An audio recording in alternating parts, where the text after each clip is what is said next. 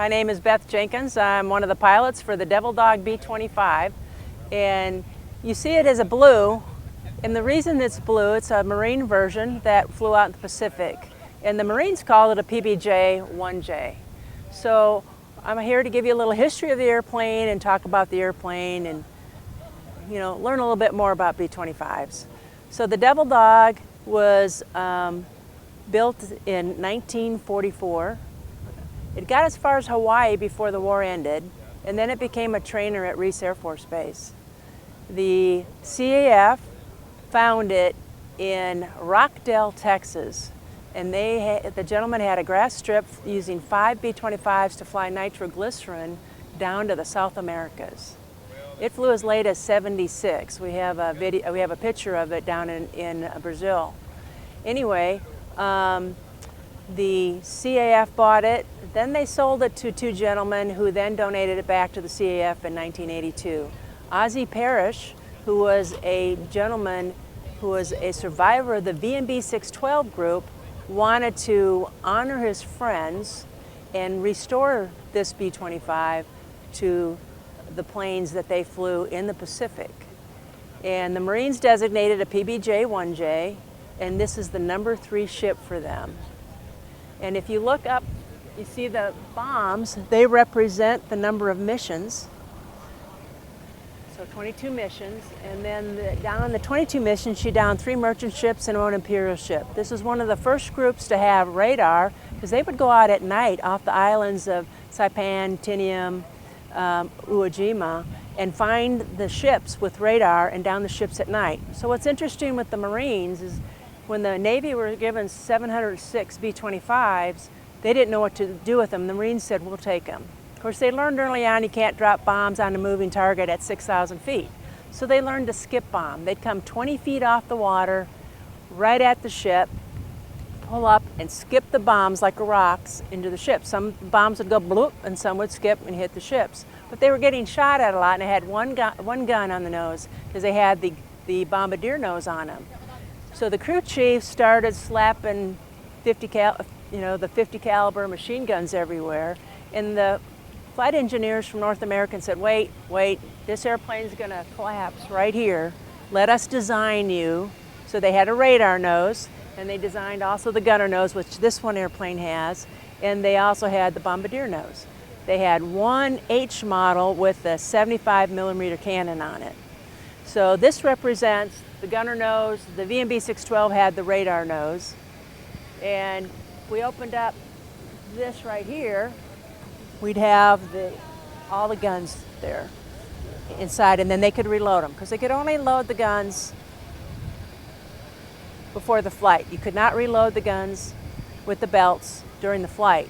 So we know the belt is 9 yards, and you've heard the saying, I gave them the whole 9 yards. Well, that's where that came from. They couldn't reload the guns, so they gave them all 9 yards. So they had to learn to be, because all 12 of forward guns would shoot at once, so they had to be real careful about it. They'd give them little spurts as they were nosediving towards the deal. Now, the crew they would have, they'd only have 5 crew, because they didn't need any of the tail gunners, because the Japanese weren't flying at night. So they had 5 crew, and on top we don't have the turret, it has a stargazer. They navigated by the stars at night. And they had to get back to these islands smaller than this airport property. So the number 3 ship on her 23rd mission never returned. Nobody knows what happened to her, whether it clouded over and they couldn't find the airport, or they got lost, or they got shot down. So in honor of them, Ozzie Parrish, we dictated this the number 3 ship. They didn't get to have the nose art like this one has, because the moon at night could reflect their location. So Ozzie put on the mascot for the Devil Dogs, or the Marines, the Devil Dog, so we're here to keep this history alive. This airplane is a part of the commemorative Air Force airplanes, and we have 6 B-25s of about the 2930 that are flying today. And we keep this airplane in Georgetown, Texas, and our sole purpose of the Devil Dog Squadron is to keep this airplane flying. The Commemorative Air Force has 156 airplanes that are flying today, and they have 70 units across the United States. So we're here to keep this history alive, and that's our mission. And hopefully we can keep this mission going, because we get these older gentlemen that come up from World War II and give us history lessons. They'll talk about things their kids have never heard about, because the airplane will spark their memory. We had a gentleman who was wheeled up to the airplane at Oshkosh about 7 years ago in a wheelchair, and started talking, and his kids were just amazement. And my crew chief said, "Would you like to get in the airplane?" And he crawled into the airplane like he was 18 years old. And he got right into that left seat, and he looked and reminisced, said a few more stories, and then said, "That's enough." And he crawled back down, got back in his wheelchair, and it was finishing the cycle for him. You know, he probably thought he would never get back in an airplane like that.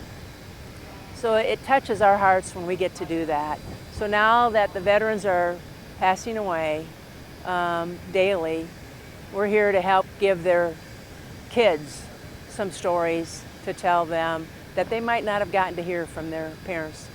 And their dads didn't talk much about that. They didn't, you know, it was a job, they did their job, came home, and raised a family. And there were some bad memories that they didn't want to talk about, but it does bring up the memories. So we were able to get out on the road. That's what I love about this job, is to get more history and hear more about these things. Okay? So, walk around. This, for instance, is a shimmy dampener. We got to make sure that red thing is about that high, because the worst thing on this airplane is for it to get into a shimmy. So if this ever came loose, it would be freewheeling, then we wouldn't be going very far, but off somewhere. So this is always double check that this is tight, so we don't get any shimmy. The weakest part, like I said before, is this nose strut. So when we land, we want to protect that nose as much as we can, and just hold it off, do a soft field landing, hold it off, and then kind of fly it down to the runway, and be careful with it. The tires, for instance, were a Goodyear mold, and the mold got sold to Brazil. And I think there's somebody else that's made a new mold that's in the States, but we were having to get the tires. The guy who we buy them from would get a big lot out of Brazil. But for instance, the main tires are $5,000 each. So we're real good about protecting them if we buy them new.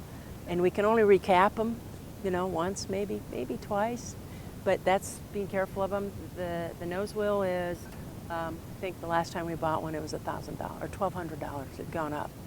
So we have to be real careful and use the whole runway, not slam our brakes on. Because the hardest thing this airplane is, once we're on the ground, and you want to ease on the brakes, it's 1,200 pounds derated to 250, so when you push, you don't get the response. And so if they're not patient enough, they'll push harder, and then it'll do this, and you'll kind of taxi like this. So it's kind of like you push on the brakes, wait, and then maybe squeeze your toes a little bit, try to get it smoothly to work and not be so jerky. And that's hard. I mean, the best pilot I've known who can do it is Doug Rosenthal, so someday I can be as good as Doug. So here's the 8 barrels of the 50 caliber machine gun. So we'll see some more modern antennas on the airplane, because we're a working airplane. So we have modernized our cockpit a little bit, just because, you know, flying here to there, and if there's weather, and you know, we want to be able to get to our location if we're doing a show or doing a static to get the job done. So we're a working airplane. With the 12 forward guns of the 50 caliber bullets that are about this long and this thick, because I don't have one in my pocket to show you, they could cut a ship in half. But there again, when they're going at that, going down towards the ship 20 feet off the water and going to pull up, they'd start leading it with that. And there's footage out there that people, the sailors were jumping off these Japanese ships as they were coming into strafe, because they could cut a ship in half, because that firepower of that many bullets, that thick, could cut a ship in half. So they used it wisely, but when they needed it, they could cut a ship in half. Coming back around to this side, I've talked about the nose.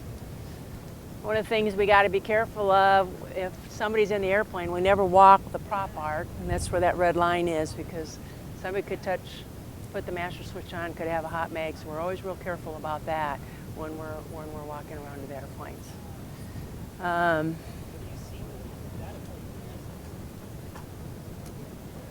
The engine is the Wright 2600. It's 1,700 horsepower. There's 14 cylinders, 2 rows.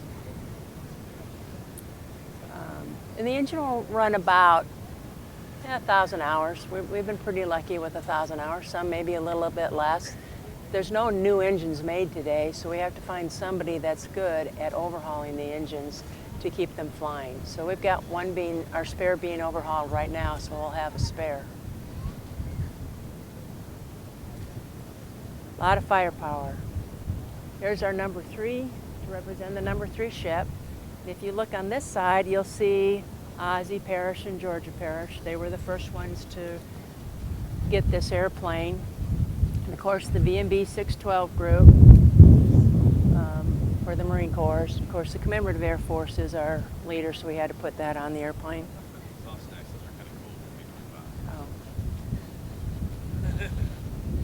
Okay, we have the short stacks, so that unique sound when you hear B-25, that's because of these short stacks. And there's no other sound like it. So once you've heard it once or twice, you can say that's a B-25 flying over, because it's a very unique stack. And when we start up, it'll kind of pop, and that's normal. It's okay, nothing wrong with it. It's just all part of the stacks and how they were made. Like I said, the tires, not too many made out there, so they're not very cheap. As these gear doors will open up, and then the gear will come back up and swing in there, and then the gear doors will close. When we're pre-flighting, we're looking to make no oil is in this area, because that's where the oil tank is. This airplane can hold up to 37 gallons a side of the oil that we use, and we are using the Phillips 2560, so it's a thicker oil. So it takes a while to get that oil warmed up when we first start of the day, and that's a no-go item, you know. And if you see all the oil drips on the ground, if we didn't see any of that, we'd worry about, is there oil in the airplane? The round engines were made loose for that reason, so that, you know, it's normal for a round engine like that. What's that inlet right there? Is it oil clear? Yeah. So you want to make sure, you know, no birds have made nests in that, so we can help keep the oil cooler cool. Landing light, CF doesn't let us fly at night, so we don't use that very often. Now the pitot tube, that's kind of longer than on most airplanes, but it had to get out in front of where the wind was coming and some of the other wind coming in. They used to carry rockets. They were the first ones to have rockets. Now they weren't that successful, but they could carry rockets. And when the bomb bay doors open, I'll get them to open it here shortly, they would also carry, besides the bombs, they could carry 8 bombs at 500 apiece, so 4,000 pounds, but they learned to adapt and they put a torpedo. And they had to put the crew in, close the hatch, because our torpedo would stick out. It wasn't designed to fit in the bomb bay, and it would stick out. But that's the pitot tube. That gets the ram air and tells us what our airspeed is. If we get any moisture in there at all, we've learned our lesson flying through a couple rainstorms, and our airspeed indicator won't work. So we got to put our pitot heat on and get it dried out in there. You get a very erroneous readings. All right, something unique with the B-25 are these lights. When they were coming back to the island, and they you know, they don't know it's hard to tell what's flying over them. They'd have a certain code every night on these lights they would put on, so they know that it was the friendly, that it was their airplanes coming back. Okay, we got your normal ailerons and flaps. Now, back in World War II, metal was hard to get. So all the primary control surfaces are cloth, right? They're fabric wings. What's it like control-wise on the The airplane is very responsive for its size. You know, flying a B-17 once, it was like a Mack truck. You turn and about 15, 20, 30 seconds later, it would get a response. Here, it responds fairly well. I have one of our members who flies the P-51s and flies this. He flies everything, but he says this is almost as responsive as a P-51. So it's fun to fly, a little heavy. You build your muscles up.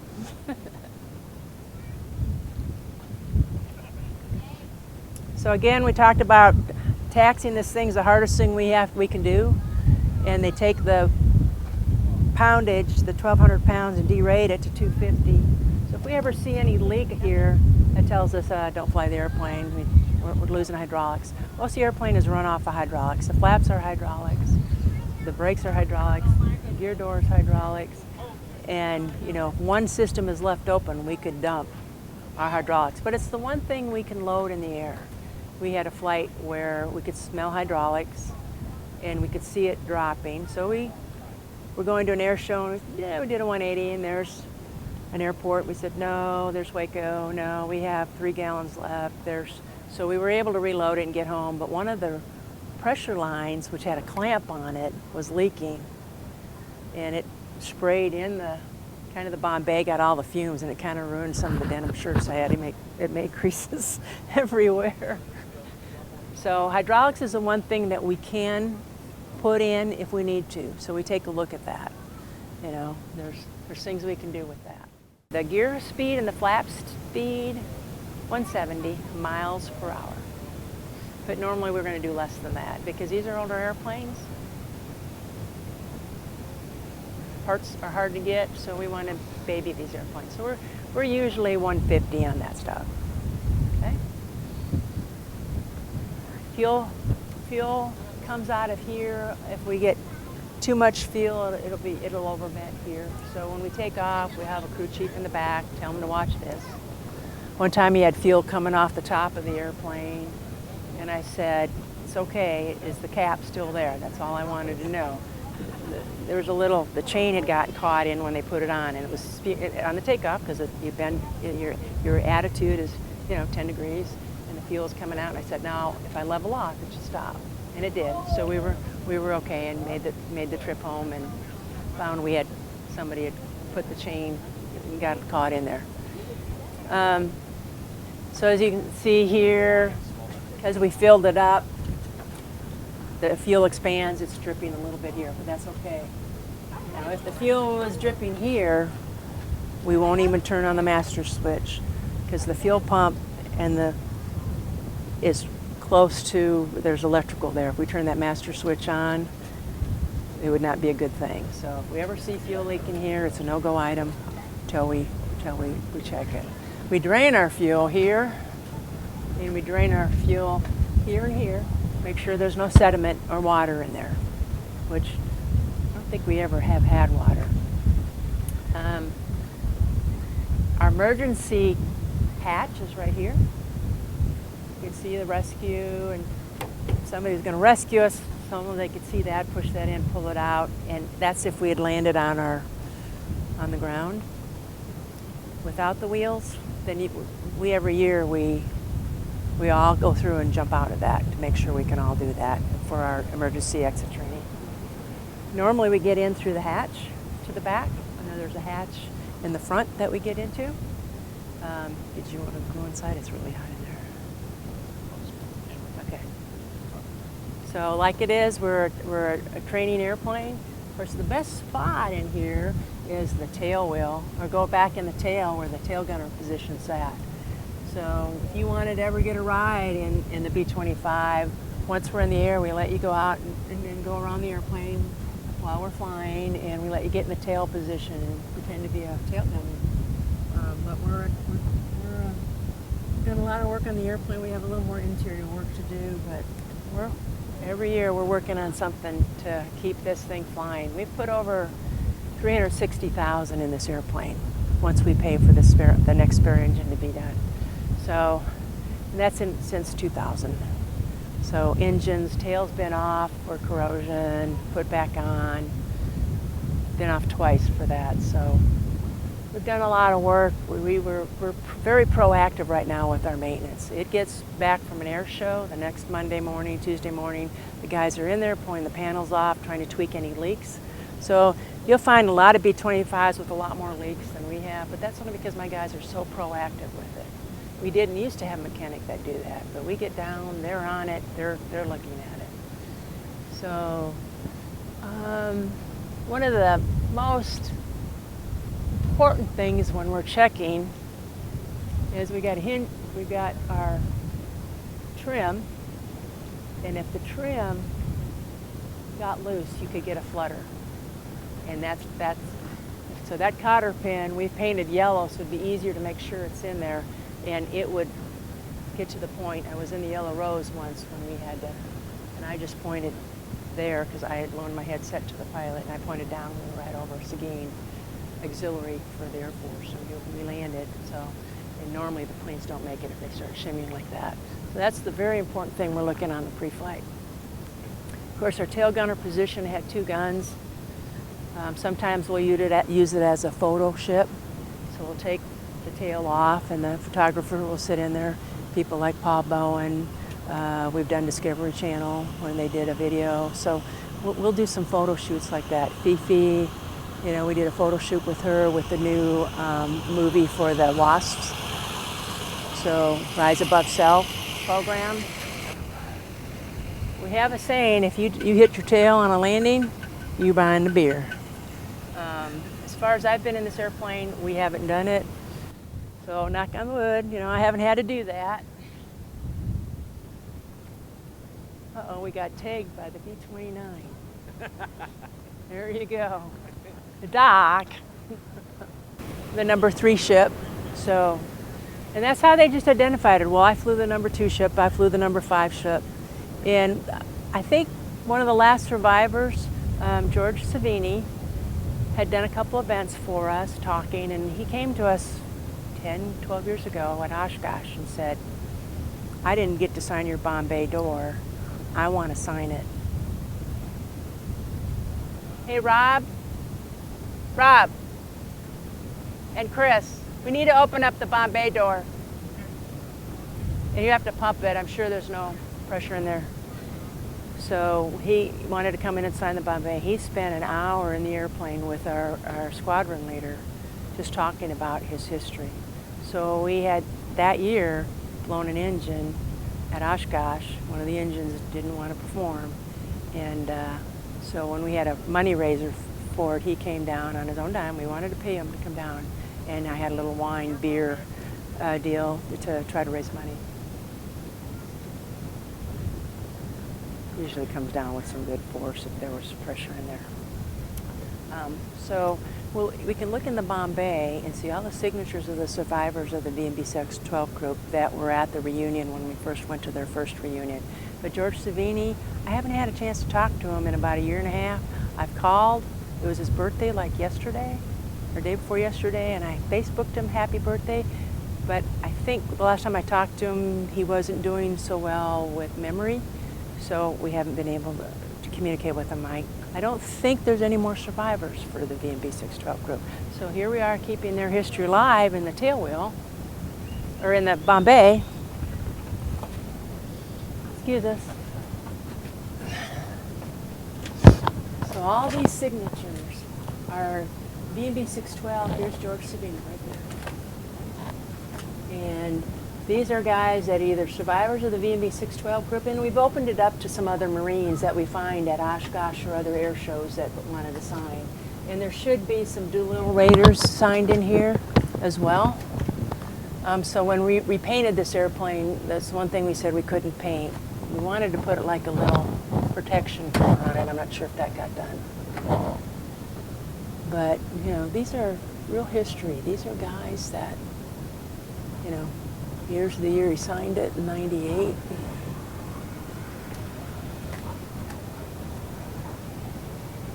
The original group out of Davenport, Iowa. I mean, it's history. These are these guys that were flying these airplanes, 18, 19 years old. And we have the freedoms we have today because of them. This is what history's all about.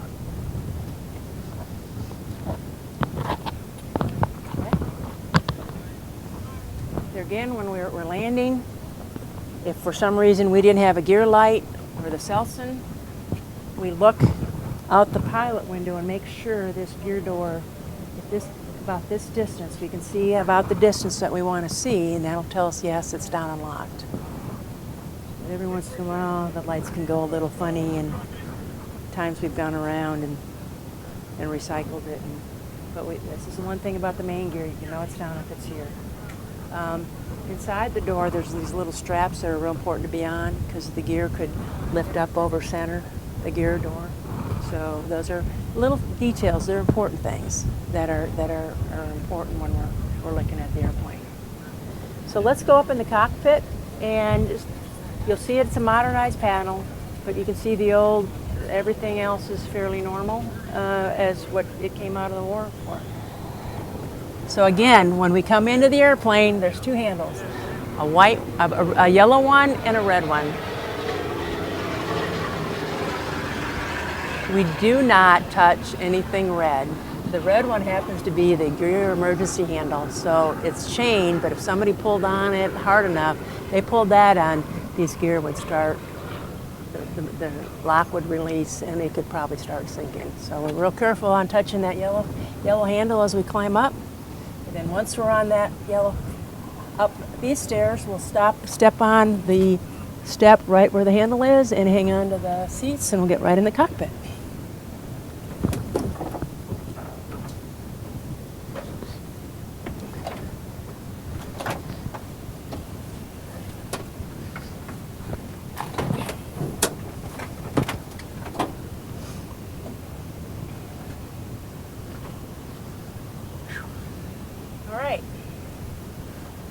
So like you see, we modernized it, made it easy for us to get all across the United States. You know, we go to Oshkosh every year when they have it. This is the first year they're not having it. And we've been to Cindy, Montana. We've been to DC flyover, the VE Day, which hopefully will come again this year in September, where they moved it for May. And, you know, we're here to get the job done. So the pedestal on here, we've got our magnetos and our master. The master has to be on before we start. We've got the starter and the mesh, and we prime it. We would prime it, boost pumps on first, make sure we got 8 pounds of pressure, and then we would put it to high, and then we'd make sure our crew chief was ready to help us start. And to start the right engine, we'd pull back on these switches. To start the left engine, we'd push forward on the engines. And then we'd get it started, and there's our mixture controls, our prop controls, our throttle controls. So all this is original to the airplane. Of course, the yoke is original. We just it was pretty beat up, so we got it powder coated to make it a little easier to fly with.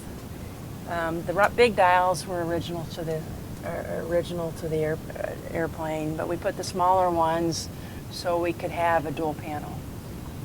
Because both pilots usually take turns flying, so it would make it easier for that. Our emergency shutoffs for fuel are right here. We feather the prop with these buttons. So fairly good. If we undo the control lock, then the yoke is kind of counterweighted, so it'll kind of be light there. It's heavy here, and then left and right. Now, green was original to help for the sun glare, and I don't know if when you looked up when you came up that was the stargazer, so you might want to put that.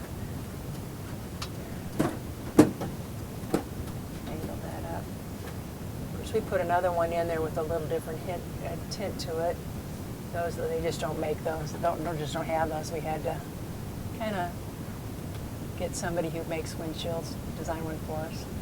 And that green thing right there, that's where the hydraulics is. You know, that's, like I said, it's like the blood of a human being, because everything operates off the hydraulics.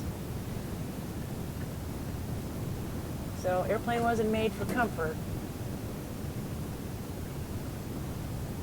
But we have our emergency cross feed there, or fuel cross feed, so we can have it on or off. We needed it. We had access to the generator panel there, and this bunk bay was modified a little bit, like really narrow.